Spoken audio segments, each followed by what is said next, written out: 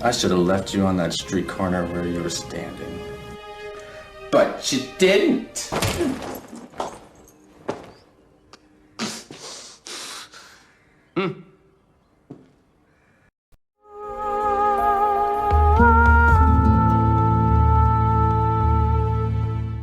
Okay, here we are again. Hopefully I sound a bit more cheerful. I'm not uncheerful, I'm just tired. We're at the penultimate episode of Becoming Elizabeth. Honestly, I hope there's a second season just so we can get more of Mary. She was amazing in this episode. It was just, raw power. Am I Jon Snow? Because she is my queen. The title of the episode was To Laugh, To Lie, To Flatter, To Face. And of course all four of those adverbs, I think that's the phrase, is in reference to at least one character throughout the scene. So to laugh is Edward, as under the guardianship of John Dudley, he's been getting a bit more freedom and he's laughing. Not happily, but maliciously in a way, as he sends people to their deaths and watches them burn alive with no remorse. Starts emotionally separating himself from his sisters and freely gambles with John Dudley's sons. And to lie, to lie and to flatter, those are the hard ones, because I wonder which one Elizabeth falls into, because she flatters by pretending she's interested in the Danish marriage, but during that emotional confrontation with Robert Dudley she is lying, saying she doesn't love him just to make things easier for her, but she just made it harder. Or you could also say that the liar might be John Dudley himself, or maybe Somerset's lying, I don't know. And to face, that is definitely Mary. She is going to face the music, she is going to, well, not that she did anything wrong, she's going to face down what she sees as a plague upon England, and she is going to extinguish it. During this video I might just play audio from the episode over stills, just so you can get an idea of just how powerful Romola was in this role. They did not go wrong in choosing Romola here. So for the first scene of the episode is showing John Dudley is far more brutal in his regime than Somerset. There is no more moderation. Either follow the crown or burn, which we see because they are tying a criminal to a stake in the courtyard of Whitehall, and the whole court, including Elizabeth, is made to watch, and it's brutal. I don't know who this person's supposed to be. I'm supposing they're either a Catholic or they're a more extreme version of Protestant that even the Anglicans don't like. Yeah, in the opening credits this time there was a Protestant propaganda leaflet saying, "Come ye see the death of the heretic." And I guess that's a reference to how, because of the printing press being invented at the end of the 15th century and gaining more mainstream use during the 16th century, Protestants were able to promote more of their ideology throughout Europe.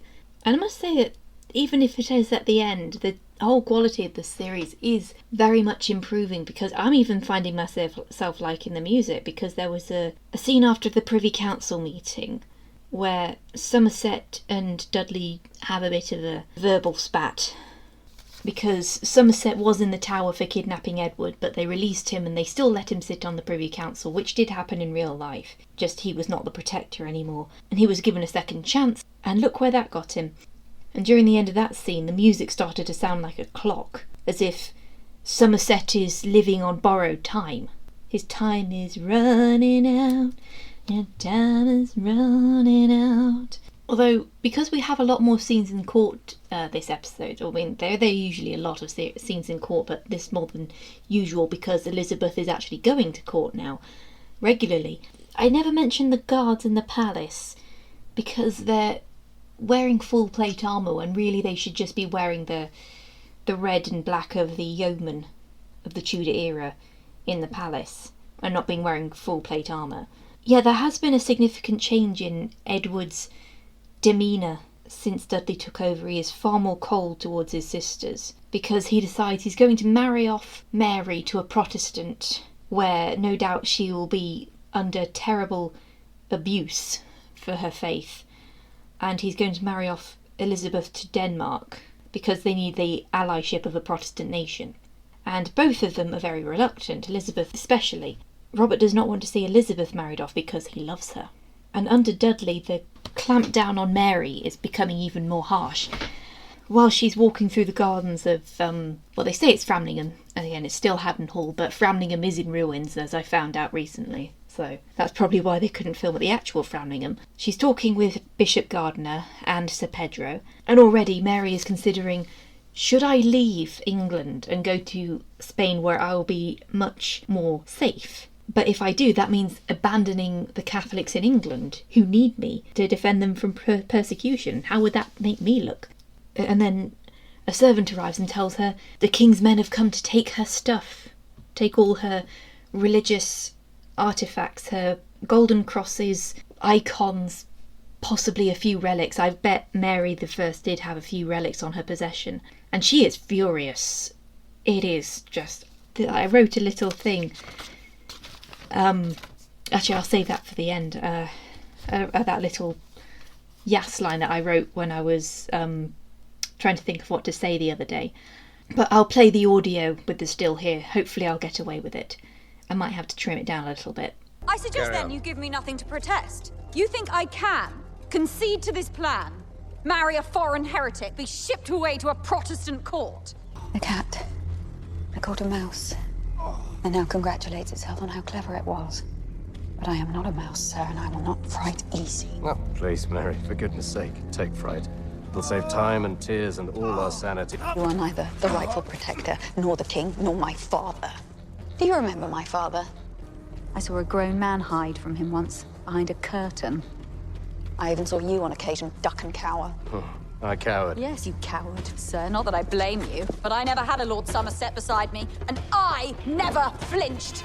Hell yeah, Mary, she is gonna get even. And John Dudley is seriously underestimating her.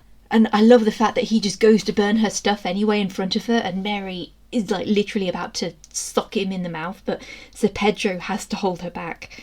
It did remind me of that scene in Ever After a Cinderella Story where Danielle finally starts standing up to her stepmother, and they respond by burning her copy of Utopia, which is the last thing she has of her father. It's just, like, in a way, that religious stuff, that's mostly all Mary has left of her mother. I do think the dialogue's definitely improved. If there was any swearing in this episode, definitely no more than like 10 F words at most. And I probably didn't even notice. Again, they give Mary all the best dialogue. Lucky woman.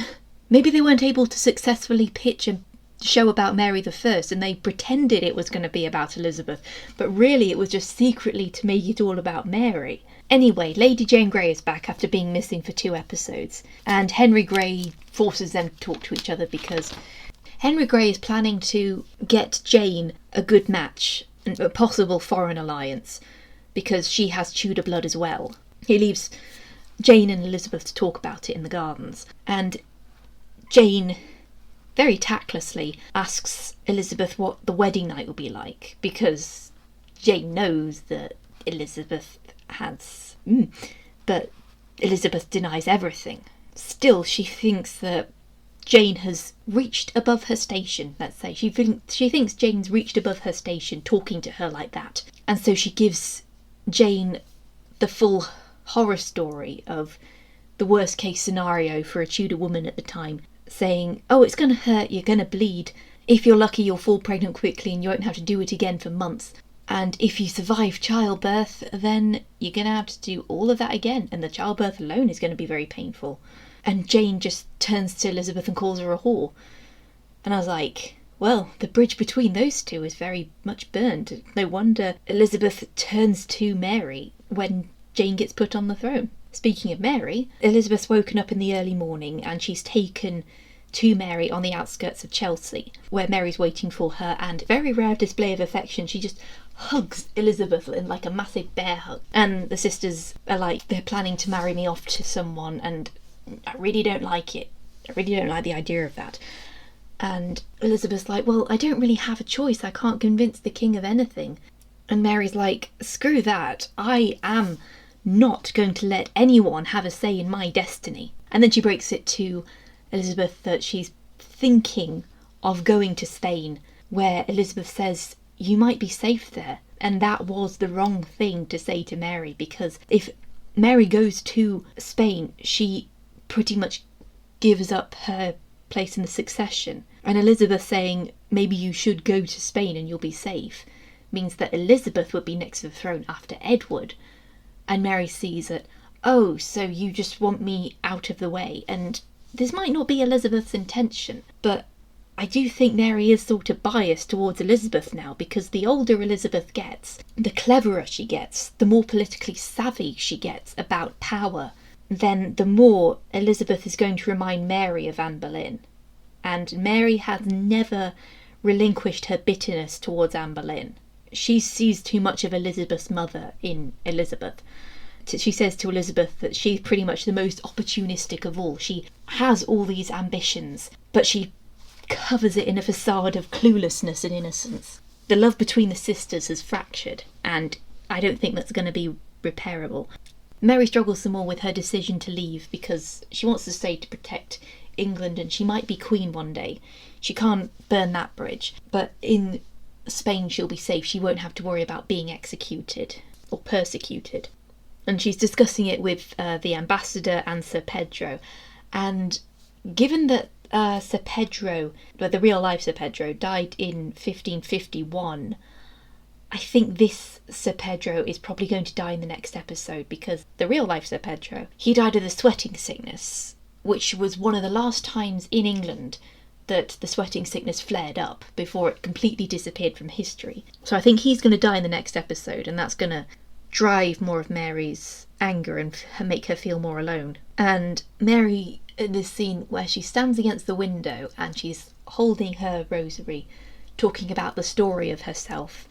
Maybe it's over here. I wonder what they're going to say about me in the future. You have no control who lives, who dies, who tells your story. I honestly thought she was going to start singing. The lighting was perfect. And I thought, what's the best song for Mary at this point in her life? And I think it's Crossing the Line from Tangled. Elizabeth, though resistant at the Danish alliance at first, decides to pretty much throw her hands up in surrender and be like, fine, Edward, get me in contact with someone so I can learn Danish. And she tells Robert that, look, at least I get to see this person before I marry him. A lot of princesses do not get that opportunity. And of course Robert Dudley doesn't want to lose her. He doesn't want to see her leave England and possibly never see her again. Elizabeth is just trying to make the best out of a bad situation. And Dudley confronts him about it, saying, I don't want you spoiling this alliance. This is happening whether you like it or not. There's this look that Dudley gives Robert when Robert's talking back to him, and it's just that face that said, do you want a smack? And then Robert says, maybe I could marry her, because you're the Lord Protector, I'm good friends with the King, Elizabeth and I like each other, we could get married, it wouldn't be that big of a scandal. And then Dudley just backhands him, and I'm just like, I saw that coming, and I'm just like, oh, my poor boy, stop hitting him, I want to hug him. And Elizabeth gets ready to meet the Danish prince, and it almost looks like she's getting ready for an execution, especially because she's wearing a red dress, which is kind of like very far distant foreshadowing for Mary Queen of Scots, I guess. Then again, Elizabeth looked upon marriage as like scariest thing in the world, but yes, Elizabeth is wearing the red dress from the portrait, and for a moment when you saw all her jewellery on the table, I thought I saw the bee necklace, but it turned out it was just the necklace that she wears in the portrait, because sometimes you see that portrait and some people have photoshopped the bee necklace into it. But it wouldn't have made a good first impression, her walking into court to meet a foreign prince, the daughter of Anne Boleyn, wearing a necklace with a massive golden bee on it. And she arrives at court and she walks up the stairs to be received. And again, it still looks as if she's walking towards her execution. And Robert stops her on the stairs and begs her not to go in. Why could this not have been the romance set up from the beginning?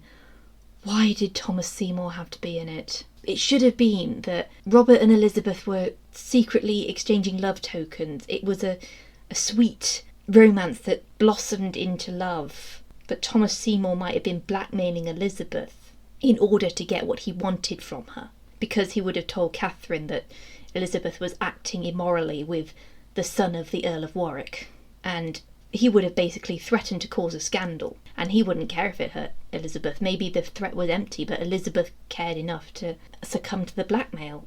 That would have made more sense, but you had to make this a love triangle, didn't you? Ugh! Don't you dare compare my boy Robin with Thomas. If Elizabeth speaks fondly of Thomas in the next episode, I am going to reach through the screen and smack her. And I said, I hate this series for ruining my ship. That's right, I ship Robert Dudley with Elizabeth I. Theirs could have been a beautiful love. And Robert says, do you love me? I love you. And then Elizabeth, with clear, great reluctance, says no, and he knows she's lying, but he knows that she'll pick her country over him, and he's going to have to learn that lesson several times. And she walks past him, and he says, you're lying, you do love me. And I wanted to scream. Anyway, Elizabeth walks into the Great Hall, and I was wondering why she wasn't announced, but then it occurred to me that because the Danes didn't show up, that's why she wasn't announced. So Edward's there, and Somerset, and Henry Grey, and John Dudley, and I think Lady Jane Grey was there, but I think she just blended into the background. She didn't have any lines. And they're told that the Danes aren't coming because Elizabeth is her mother's daughter, and they don't want the reputation with that. But Elizabeth initially thinks that the Danes left because of the Thomas scandal, and she goes into a tirade and says, how dare any of you make me take the blame for what that man did? That man is dead. I prove my innocence. How dare any of you lay the blame at my feet? I am Elizabeth. And honestly, it wasn't as powerful as I'm making it out to be because she was crying. And I was like, okay, do that scene again, but this time raw. Like, I wanted her to channel Glenda Jackson in that scene. I wanted her to be like, how dare you lay this blame at my feet? Am I not Elizabeth? Am I not the daughter of the great Henry? And it would scare pretty much everyone in that room, thinking that Elizabeth was so meek and mild-mannered beforehand. But no, she's just like, bitch, I am a lion. I may have the body of a weak and feeble woman, but I have the heart and stomach of a concrete elephant and a king of England. But she calms down when she finds out it's because of her mother. And Edward's just like, screw it. And he starts coughing, and I was just like, oh, I saw that coming, because I just knew that at the end of episode 7 they were going to have Edward have a little but I didn't expect it to go to the extreme that it did. I thought there was just going to be a massive time skip between episodes. So as the episode draws to a close, Elizabeth goes home and takes off her hood, just lies down in bed and be like, well, I was insulted, but thank God I don't have to marry someone I don't love. There's a plane flying overhead. Okay, Robert, obviously he wasn't there to know that Elizabeth wasn't going to get married. He got on his horse, rode through the night, ended up in Norfolk outside Amy Robsart's house, and then she comes out and talks to him. And it leads me to believe that Robert, in the context of this series, is marrying Amy on the rebound. No wonder their marriage ended so badly. You don't marry on the rebound. Edward goes back to his royal apartments, he continues coughing, and then he gets a handkerchief, coughs violently into it. And Dudley sees as Edward pulls the handkerchief away. Oh my God, I wrote this. I wrote a scene like this. Edward pulls the handkerchief away and it's got bloodstains. And then Guildford goes to take his coat off, because Guildford Dudley is now like officially Edward's groom. We saw more of him in this episode. Still no interactions with Lady Jane Grey, but next episode obviously. And then Edward says, no, don't take my coat off, I'm cold. And then Edward goes into his room. He collapses on the bed. Dudley is like, oh shit, and tries to revive him. And he goes to Guildford like, where is Rob? And Guildford's like, I don't know. It's just like, find him. It's kicking off, basically. It's kicking off. But I have got to say something, because I was once given a bit of a lecture about this during a seminar. Where I was pitching the first 2 chapters of this novel I'd written. It was between my master's and my undergrad. And I was wondering if there was anything wrong with the first 2 chapters. And it turned out because I'd ended the first chapter with the brother of the main character coughing violently into his handkerchief, pulling it away. Oh, look, blood. I'm not sure if this was from the lecturer or just someone else in the seminar, but they said it's a bit cliche to write something like that because that's not how tuberculosis works. Because with tuberculosis, it's a long disease. It takes a long time to kill you. You're only coughing up blood when it's really, really advanced. And clearly someone should have noticed beforehand. In my version, it was because that the main character dismissed his coughing because the character was often ill. But in Becoming Elizabeth, it's more like Edward's the most watched and scrutinised person in England. Surely someone would have noticed he'd been coughing pretty badly before now. I mean, not that they could have done anything, but it was just a bit over dramatic to be like, cough one scene, go into the next room, cough, cough, cough, blood. And hey, sometimes when you cough up blood, that doesn't actually mean it's tuberculosis. I mean, in screenwriting, it does mean tuberculosis, but sometimes you can just have a really bad throat cough and you can cough up blood just because your throat's really, really sore and irritated. I mean, luckily that's never happened to me, even with COVID, but it has happened to some other people I know. And of course Mary, who I want to talk about more, she decides that yes, she will go to Spain, and she rides through the night, and at one point she stops outside a tavern, or not a tavern, maybe it's an inn, and one of the common folk come out just to see her and kiss his rosary, show that he's on their side, and says, God bless you. And I think that is one of the reasons that when she reaches the cliffs and sees the ship on the horizon, she decides, no, I'm going to stay. I must stay. I must save my country. And Pedro decides he's going to stay with her. He doesn't have much reason to stay with her, other than the fact that he is loyal to her. Yeah, when people make a speech like that, it usually means they're going to die in the next episode. His arc is ended. He's going to die in the next episode. I know it. And she's going to swear on his memory that she will make England faithful again. And one of the last scenes is Mary and Pedro staring out at the sea in the morning haze. The Spanish ship has probably just gone over the horizon, and she says, they burn the ships that carry the plague. They burn the houses that carry the pestilence. I will burn the heresy out of England. And I was just like, fuck yeah, Mary, burn those Protestants. Please don't take that as me wanting to burn Protestants. It was just a really good performance. Yeah, and then on Monday night, as I was trying to think of what to say, I was thinking of like how similar this is sort of to Daenerys, and I thought, I'm going to write a similar monologue. I am Mary, of the House of Tudor, first of her name, Queen of England, Ireland and France, born of the blood of old Normandy and Trastamara, burner of heretics, mother of Yasses, and I will take what is mine. With fire and blood, I will take it. And it's just like, we are not worthy. We are not worthy. Honestly, Mary has made this series bearable to watch. If she wasn't in it, if she was sidelined to hell, I would be so pissed off and I would throw this series in the dust. But Mary is the one carrying this series on her back, and now I am fully convinced that calling it Becoming Elizabeth was the only way they could make a good series about Mary, and Mary is secretly the protagonist all along. I mean, it was good to see Elizabeth try to take the reins in her own series, but she still just can't hold a candle to Romola. And yeah, there was a little preview for the next episode, because I didn't know this, but the Star's YouTube channel does previews for the next episode a day after the episode is aired. So in the preview, Elizabeth and Mary go hunting together, and it seems that Mary is trying to teach Elizabeth a lesson on the hunting trip. Elizabeth's like, are you trying to kill me? And Mary's just like, you do not want to cross me. Fuck around and find out, sister.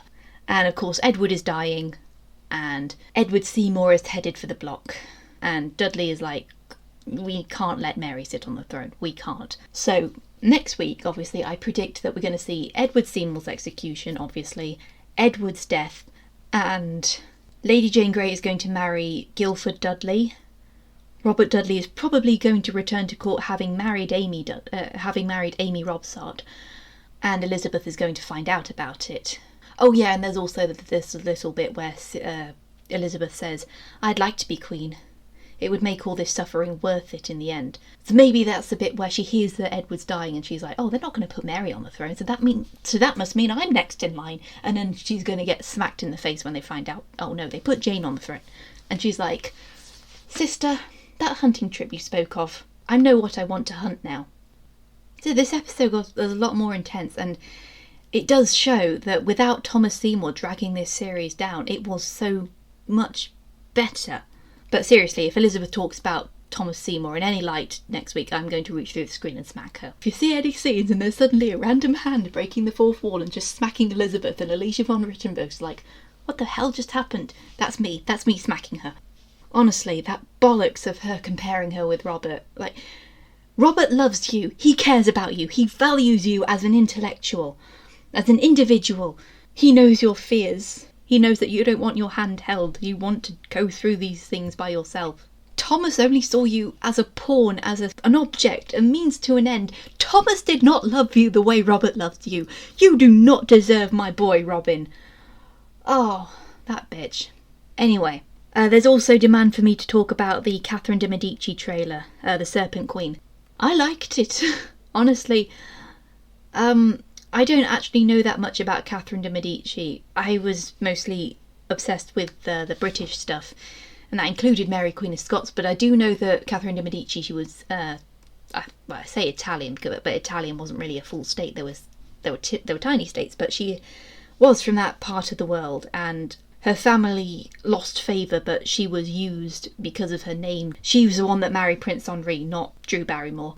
And when she became Queen of France, she had a long-standing rivalry with both Mary Queen of Scots and Elizabeth I. And one of the reasons Mary Queen of Scots returned to Scotland was because she hated Catherine and her husband was dead. So that's pretty much all I know at the moment, but Catherine de Medici is usually considered this very Machiavellian character, and one of the reasons was because she was one of the people responsible for the St. Bartholomew's Day massacre, where a lot of Protestants were killed. And I'm not sure if they're going to use anachronistic music in the series like they did in the trailer, but that does remind me a lot of Marie Antoinette, so hopefully this is going to have a bit of Evita meets Marie Antoinette with a bit of Scarface thrown in. And it's going to have a bit of heightened reality, but I can take heightened reality like with Marie Antoinette, where it was more like, what if the Queen Bee of high school suddenly became the Queen of France, and roll with that. Like, it's great having all this wealth, but at the same time, I'm lonely, I'm unfulfilled. Anyway, I hope it's okay.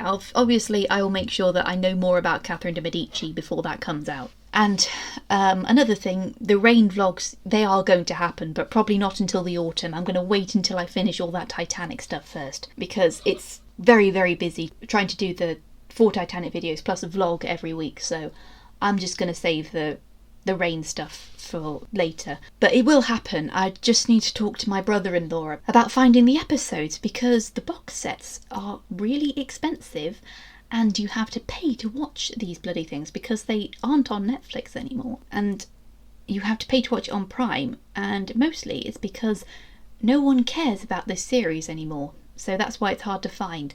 So I'll have to talk to my brother-in-law about finding the episodes through other means. But I'm talking about them, don't worry. I mean, I had to watch the series anyway because I'm going to do Mary Queen of Scots eventually. Anyway, I think that's it. Yeah, there wasn't that much to talk about. If this video isn't as long as it usually is, then that's mostly because the points I should have been taking notes was me sort of sitting there in awe at Romola's Mary. She is a goddess. Oh god, I'm so hot. Where's my giant fan? It suddenly got very, very muggy. That's why I'm not in front of the camera. Yeah, yesterday when I tried to record, it was so sweaty that I was like, I am not putting on foundation today.